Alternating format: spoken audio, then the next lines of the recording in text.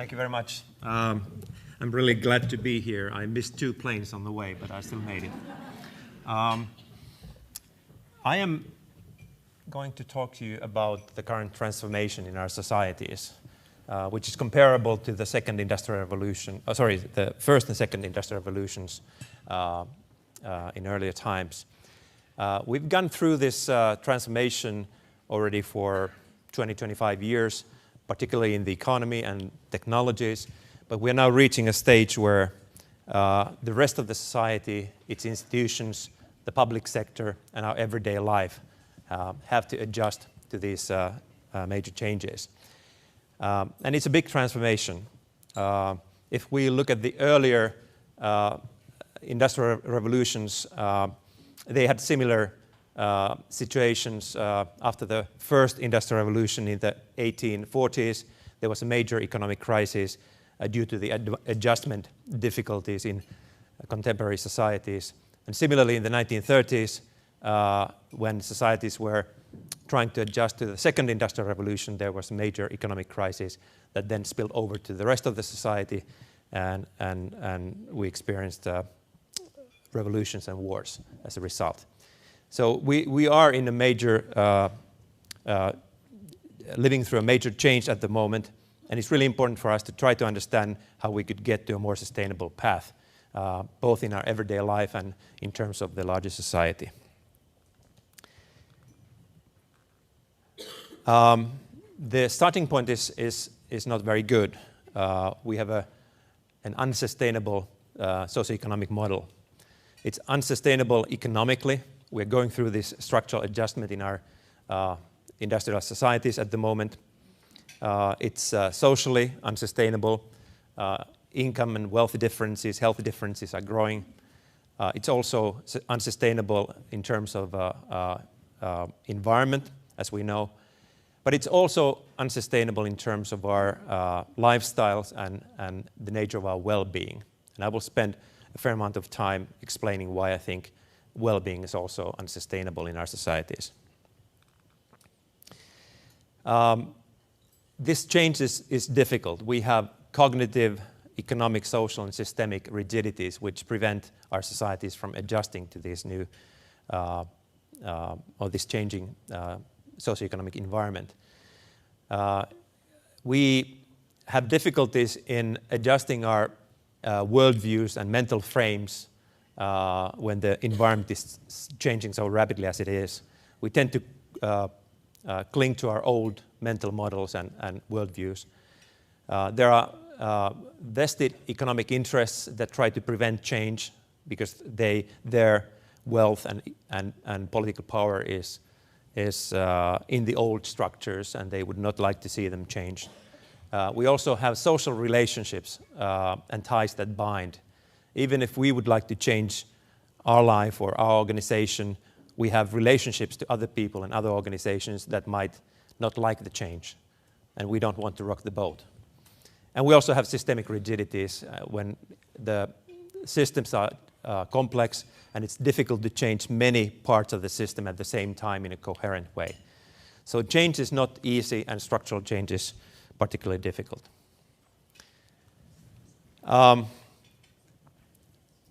Many people have suggested new, more sustainable approaches to developing our society. But very often these approaches are partial. They might solve, for example, some economic problems. They might increase competitiveness, but at the cost to the environment. Or they could solve some environmental problems, but they would not be consistent with economic prosperity, and so on and so forth. The really big challenge we are facing at the moment is to come up with visions that would be coherent and would solve sustainability problems along many dimensions at the same time. And in Sitra, in my organization, we are trying to develop visions for advanced industrial society that would be based on principles that combine sustainability in many dimensions at the same time. And I will be going through some of those with you today. So we need a shared holistic vision rather than partial worldviews. And we have written a document in my organization that we are currently updating called Towards Sustainable Wellbeing Society. I have a few copies here if you want, you can get after my presentation.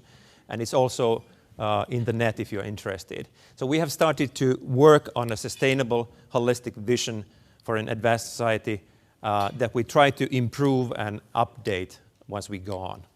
And maybe you can join our effort at some point. We're trying to be open in this process. And I'm basing my speech today on this publication, but also on this new book that we published in April on the new challenges to well-being in advanced societies. I will speak about these challenges soon. So my agenda today is to take a quick look at the key sustainability challenges and the principles that we think are or would be promoting more sustainable society for the future. I will focus on the changing nature of everyday life and well-being, and particularly the impact of this current transformation on our well-being in today's societies. Then I go through a few of these principles that we lay out in this document that we think are sustainable in multiple dimensions. Empowerment of individuals and communities, the impact of natural and built environments on well-being, new skill requirements for the future society, the demand for or the need for cultural change for sustainability, and the importance of building more resilient systems and societies. And finally, I end up with a call for a broader discourse on sustainability and policy in our societies. So let me begin. The sustainability challenges we go through in our thinking are the following. And many of these are familiar to you. First of all, we have new types of well-being problems in our societies. There are particular pressures on social and psychological well-being. Very often we still talk about well-being in materialistic terms, and of course the basic needs are still important. But there are new challenges to our well-being, particularly in terms of social and mental well-being, that need to be also addressed. We're living in a materialistic consumer culture, and research shows that materialistic people are not very happy. So it's not very good for our subjective well-being, but it also, of course, ruins our environment. The climate change and the environmental problems are familiar to you, so I will not spend time on them, but they're important. We also have aging societies. Finland is among the most rapidly aging societies in the world. I think Japan only is doing it more quickly. And often this aging of society is considered to be a problem for the societies, but we also think that it's an opportunity. We have wealthier, better educated, more active senior citizens in our societies than ever before. And it's a great resource, and we should rethink how we build the society and how we engage with these elderly people. We have mature, sluggish economies where productivity growth has declined and public debt is increasing. This problem dominates the public agenda today. But we also have a structural adjustment crisis, as I mentioned before. And I think this is probably the most important economic challenge that we are facing at the moment. If we are not able to build more competitive, broad-based economic structures in our societies and communities, we will not be economically sustainable, no matter what we do at the macroeconomic policy level. This is my other specialty. I'm working on this problem in Finland at the moment. But it's a problem which all industrial societies are facing at the moment. Then we need new skills in this rapidly changing environment. We have new governance challenges. The role of government and the duties of government are changing, like they changed in the second and first industrial revolutions. We're going to see a new type of government in the future. The old hierarchical way of organizing activities, both in the private and public sector, is in great troubles at the moment. And we will need to rethink how we organize activities. And finally, the shareholder value emphasis of the recent years in the business sector has created major problems, as we know, through the financial crisis and economic crisis that we have just experienced. We need a new perspective to, or new theory of the firm, basically, that is more stakeholder-oriented. And finally, we also have an institutional and democratic crisis. We need new types of regulation for the future. We need policy reforms. And we somehow also need to rejuvenate our democracies. So we have lots of challenges, and I will focus on a few of them, not all of them, in the rest of my speech. So these are the principles for a sustainable society that we have come up so far. All of these principles promote sustainability and sustainable development and sustainable well-being on multiple dimensions. I will focus on only these 6 of them: renewing our understanding of well-being, empowering individuals and communities, developing coherent, sociable and low-carbon living environments, investing in human capital, learning a more sustainable culture, and strengthening resilience. There's too much to cover otherwise. So let me start with this well-being principle. In times of transformation like today, there's a lot of talk about need to change. But we also need a direction for this change. And at least in Finland and in Europe, it seems that we have much less discussion about where societies should go, how they should change. There's a lot of discussion about need for change, but not about the direction of change.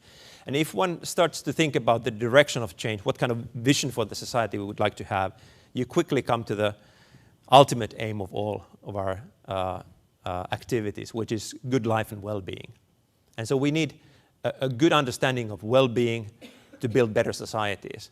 But once you start to scratch the surface of our understanding of well-being, you recognize that we have partial perspectives to it. We don't really have a consensus, holistic understanding of well-being. We know bits and pieces about different factors of well-being, but we have a fuzzy understanding of the whole picture. So we need to have a more holistic and deeper understanding of well-being to improve our societies. And if we had such an understanding, it would have multiple benefits. First of all, it would support our everyday decision-making. We would make better decisions in our individual lives. It would also facilitate the development of better incentives for sustainable lifestyles. Very often we think that if we change our lifestyles towards more sustainable behavior, we have to sacrifice something. It's not nice. But there are examples where a deep understanding of the different determinants of well-being allow us to develop incentives whereby if we change our behavior and become more sustainable in our behavior, we are compensated with, let's say, social esteem, appreciation of our neighbors, and many other factors which improve our well-being.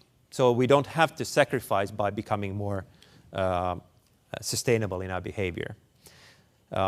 This is a new idea and a new field of research, so it needs to be explored more, but it's very promising. Deeper understanding of well-being also allows firms and governments to develop better living environments, because then we would know what really matters in our living environments for well-being. Economically also, we could benefit from such understanding, because in a high-cost society like Finland or Canada, firms can compete internationally based on high value added, not with cost, because there are always societies with lower costs. We need to add more value than competitors. And in consumer markets, value ultimately stems from contributions to well-being. So if we understand the determinants of well-being in everyday life, we are able to develop better products and services with more value added, and hence which are more competitive. So well-being and competitiveness are not contradictory. In my country, in Finland, the traditional thinking was that well-being means welfare state, which means high taxes and lots of regulation, which is bad for companies. But I would argue that understanding well-being in depth allows firms and governments to develop better products and services which have more value added, which are more competitive, which is good for the economy.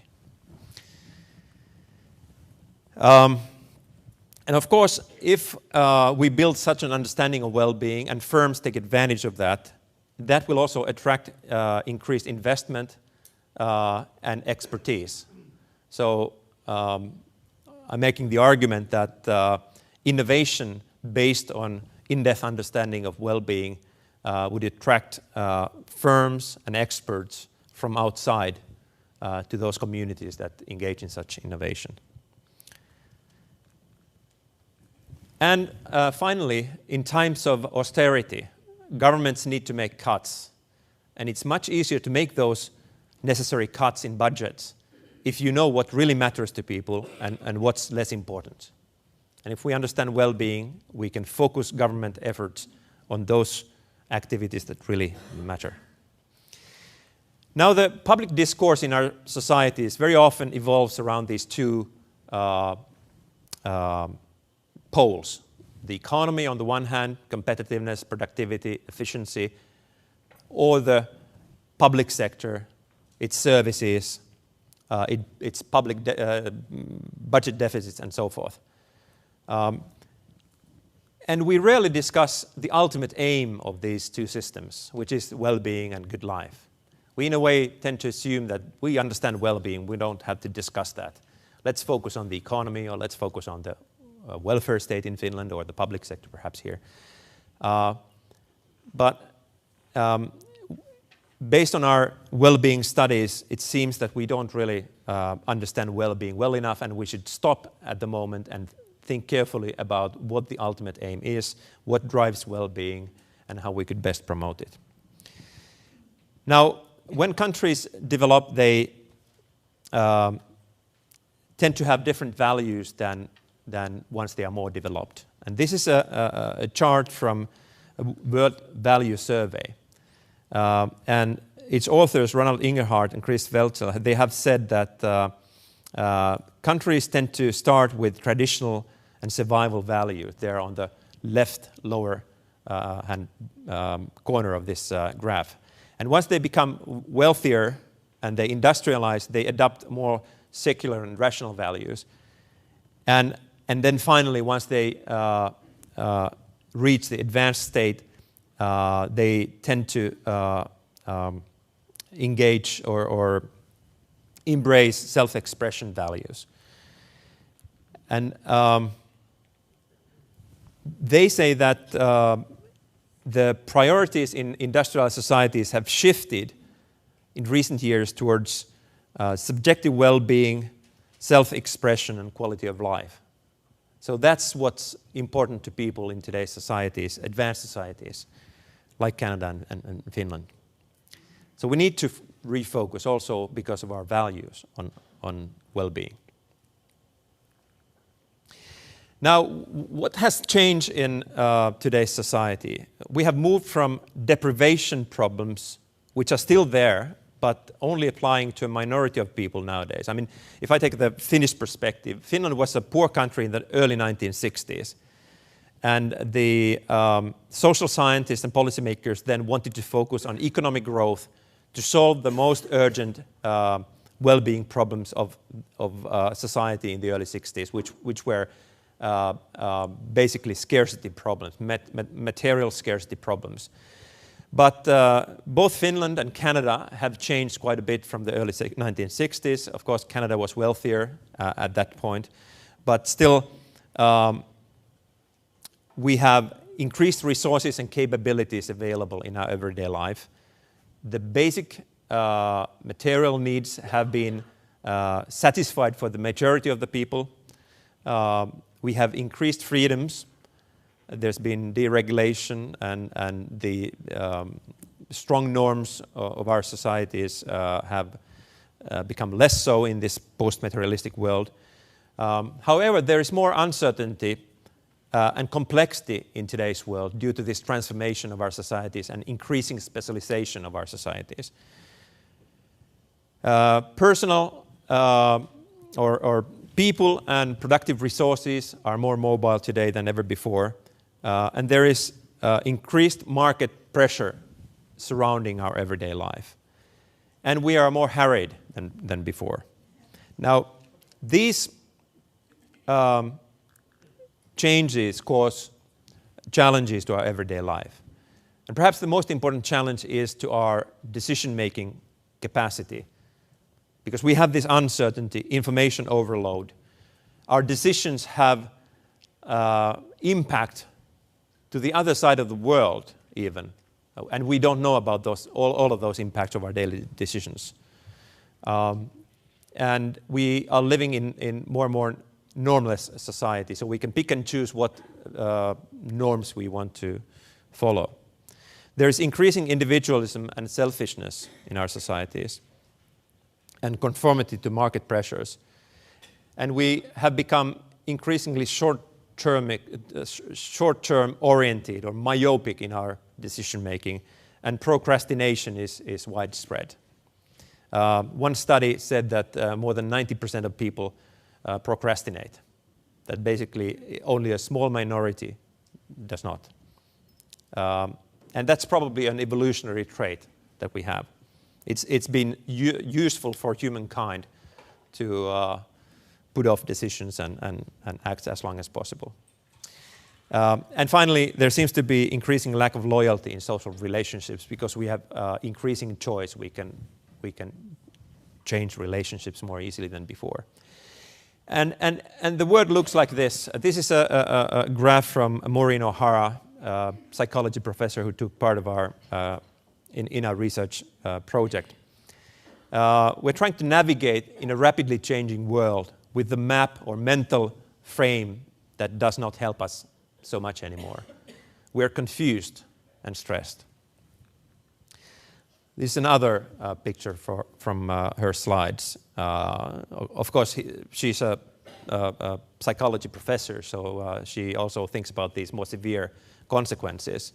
Some people really end up having mental health problems in this very demanding world that we're living. Now, firms have realized this change perhaps better than us individuals. 2 or 3 years ago, there was a global survey of major international corporations' CEOs by IBM. And they asked these firms' CEOs that, what are your worst challenges in today's world economy? And they answered that complexity, not understanding what's going on, is the major problem. And a year later, Harvard Business Review ran a cover story on the same challenge. So firms have faced this in a serious way, and I would argue that we are facing that in our individual lives also. Now, this is how our lives tend to look like. I must admit that even if I've spent 6-7 years studying well-being and the different determinants, and it's become very clear that managing our everyday life is a big challenge in today's society. I'm in a situation like this. I'm trying to manage my working life, my leisure time with all these activities available, all of which are good per se. But once you combine all these activities in one day, and you have just fixed amount of time and fixed mental capacity, you run into trouble. And that's what we tend to do nowadays. We engage in lots of nice activities, both at work and leisure time, but we tend to forget that we only have fixed amount of time and fixed mental energy. And it's very difficult to manage this situation. Another problem with our everyday decision making is that many of our daily choices involve both positive consequences to our well-being and small negative consequences to our well-being.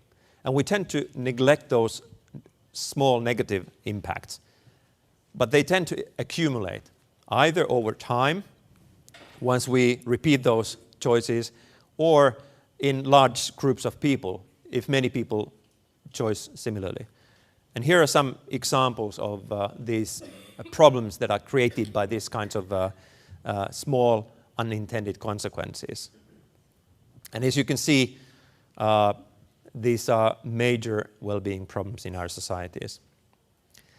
And again, we should focus on these decision-making situations, try to help people to make more prudent choices and become aware of these slowly accumulating problems in our decision-making. So, the world has changed. What are the determinants of well-being in today's society, and what should we do? Here is a holistic framework that I've been building the past few years in trying to make sense of what are the key factors affecting our well-being.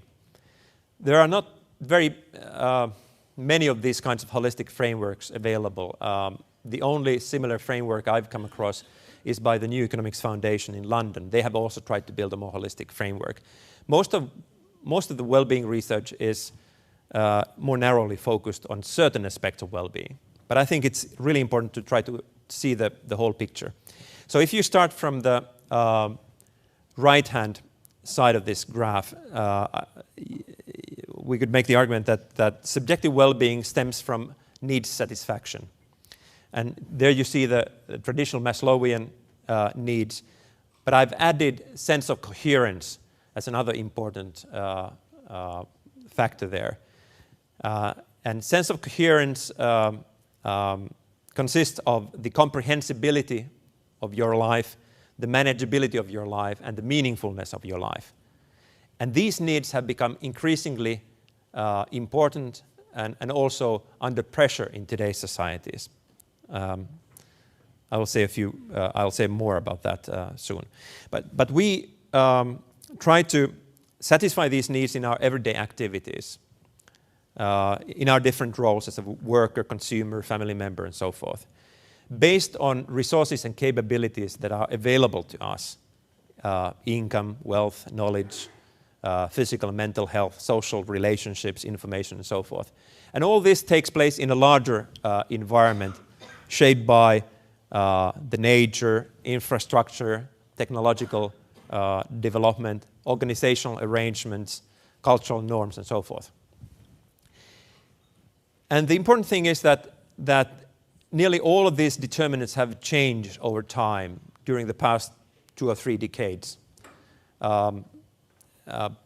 They might have changed a bit more in Finland than in Canada, but I would assume that if you take a close look at the importance of different needs, the way everyday life has changed, the resources available to people and so forth, in Canada you would also come to the conclusion that there's been a major change here. And we haven't reframed well-being even if we've had such a change. Now, if we focus on this sense of coherence more carefully, it's a framework that was laid out by Aaron Antonovsky to explain health. He was interested in the determinants of health. But later research has shown that his framework also explains subjective well-being and the quality of life very well. It's interesting to take his framework and ask what the current transformation of our societies has done to these important needs in our lives. And unfortunately, it seems that the current transformation and the trends that I just described are putting increasing pressure on these 3 needs in our mental well-being. And hence, it's no surprise to me that mental well-being has become an issue and mental well-being problems are accumulating in our societies. We are under more stress than before in these dimensions.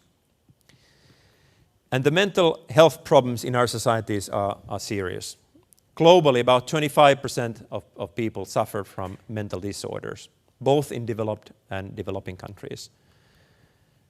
And mental illness is the leading cause of disability in North America, in Europe, in Finland, in UK. It's a really big social problem. 26% of Americans experience a mental disorder each year, and 46% of them experience mental illness during their lifetime. In Europe, a similar figure is 27%. And these problems apply to all social groups, young, the old, women, men, and so forth.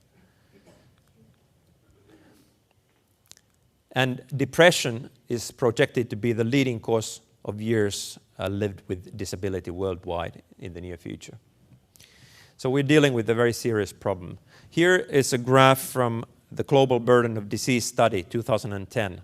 And as you can see, mental and substance use disorders are the leading cause of years lived with disability. And if you break down this mental and substance use disorder, you can see that depressive disorders and anxiety are the two biggest shares there.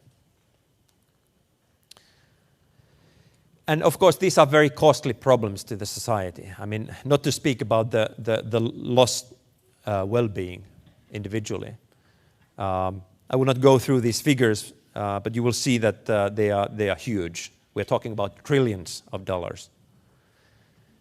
And it's a major chunk in our healthcare costs overall.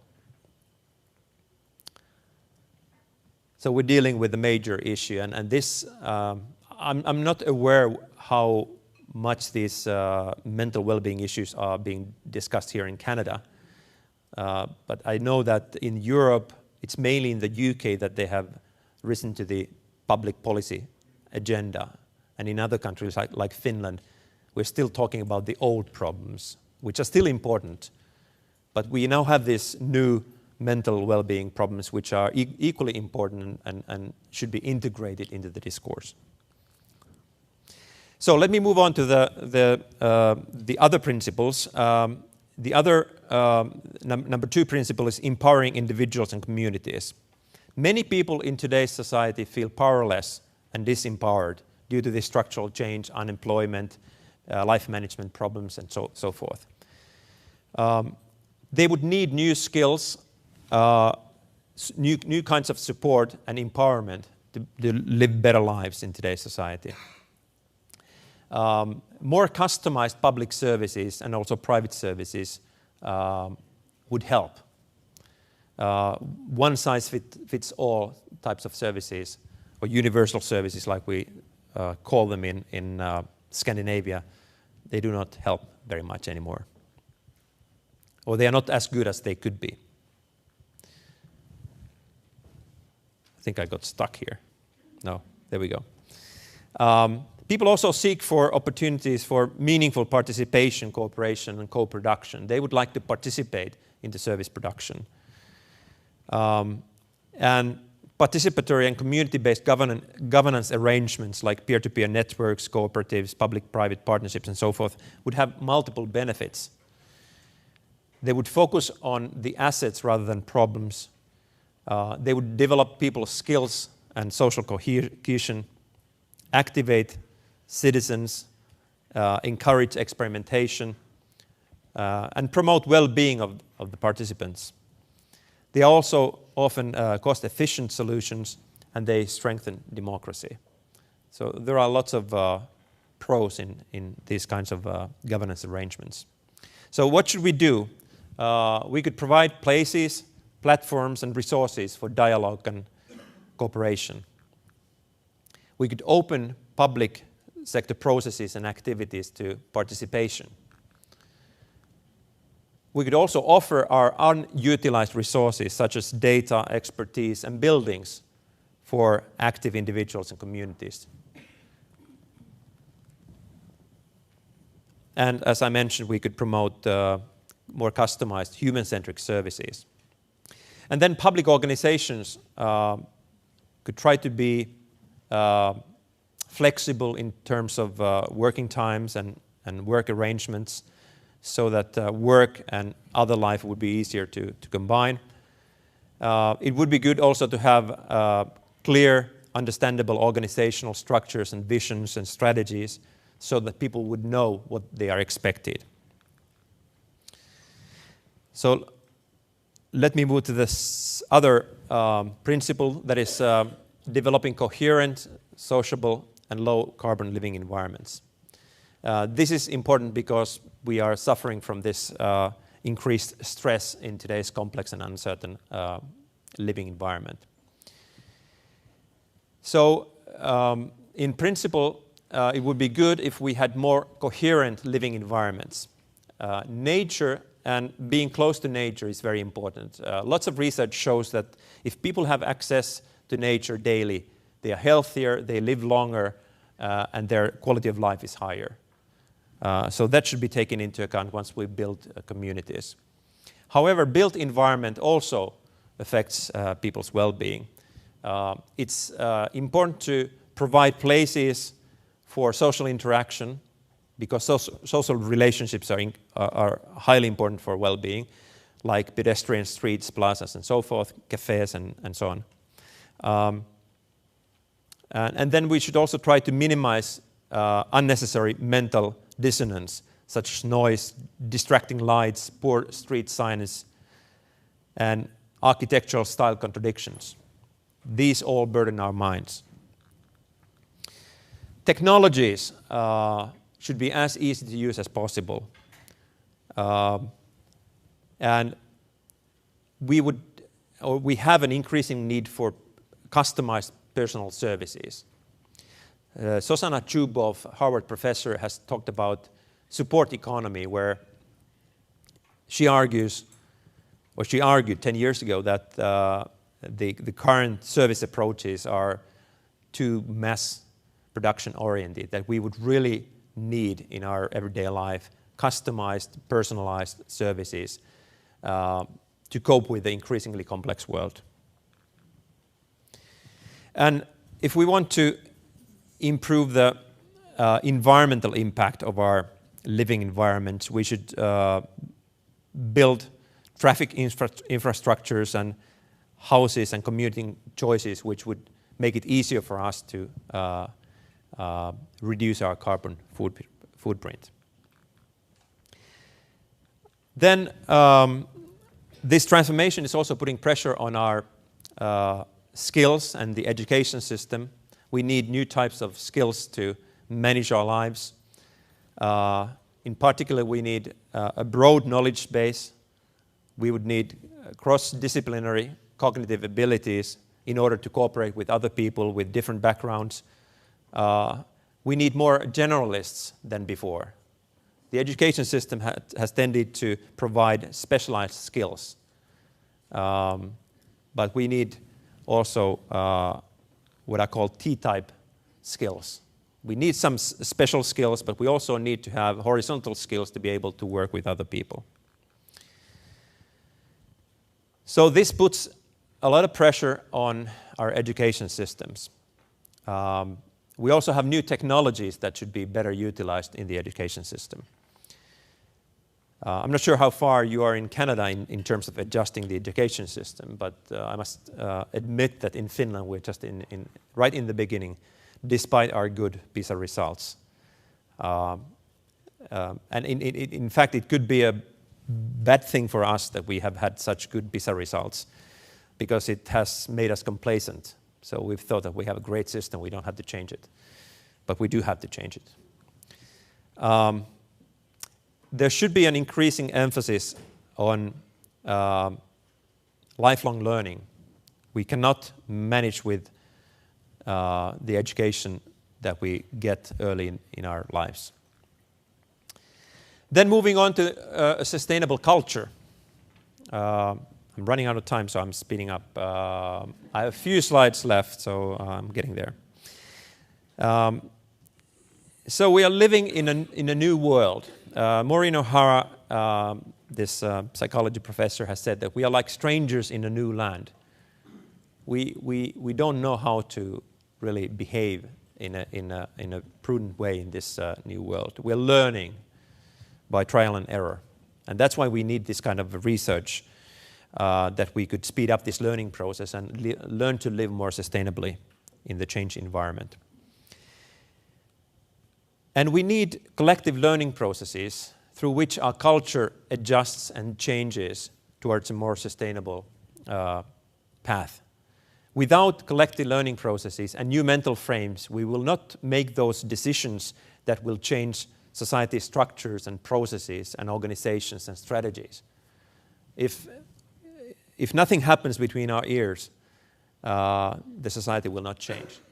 So we need to learn new ways of doing things. And we need to become more conscious about the impacts of our daily decisions on the society and on the environment. And as argued, short-sightedness and selfishness are the key problems here. There are some new approaches to policy making, particularly around the world, nudge, which are quite promising. Nudge meaning that we try to shape the decision environments of people so that it's easier for them to make good choices. But there is another complementary approach that is called think strategy, which is that we make people better aware of the biases that each one of us has in our decision making, because we tend to make regular mistakes in our decision making. Psychological studies have shown that we have, I think, about 20 common mistakes that we make, which are costly to our well-being. So if we became more aware of those problems, we could try to avoid them better. Quickly, some words about resilience. This ever more complex world has created new kinds of fragilities in our societies. People talk about black swans or X events, sudden, unexpected crises that happen and strike the society. And the pursuit of efficiency in all of our activities has increased the likelihood of such events. And so in today's world, the surprise shocks shatter our society quite often, and it's become important to build in to our societies more resilience against such shocks. And there are two ways of doing this. And I must say here that Ervin Laszlo, who's a great futurist, has said that we are now in a bifurcation point. We are in a crossroads where either we are able to develop better governance mechanisms for our society that are better able to deal with the increasing complexity of our societies, or we will face failure or major crises. And that human evolution has always gone through these kinds of crossroads where we have been able to develop better governance arrangements and we have moved on.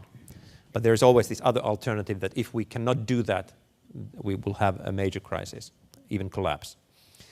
So we're living interesting times. So what can we do? We can either try to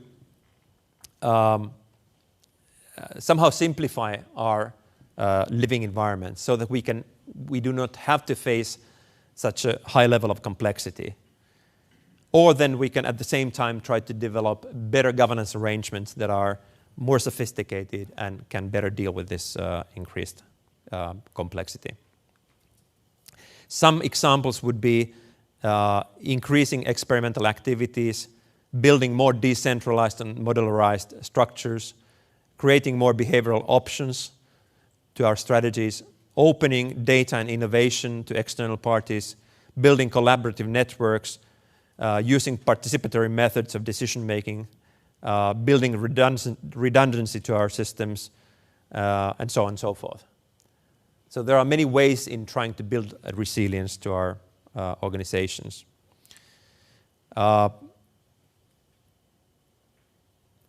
There's also a governance approach or process-based approach to building resilience.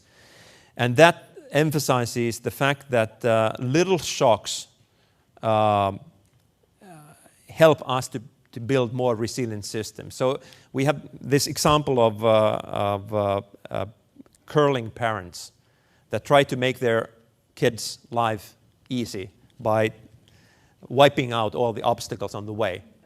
And Nassim Taleb, who's studied these resilient systems, says that that's absolutely wrong strategy, because all systems become more resilient if they have to face little obstacles and they have to learn of how to deal with them, and they build capabilities by doing so.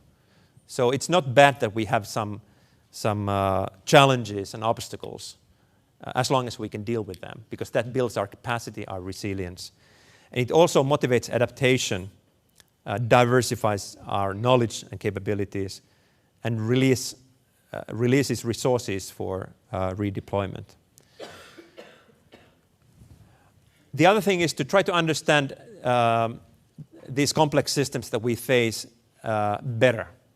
Try to understand the different interdependencies in our societies, the feedback loops between decisions, the different fragilities in our systems, and so forth. So we have to pay more attention to the complex interdependencies of our communities and societies.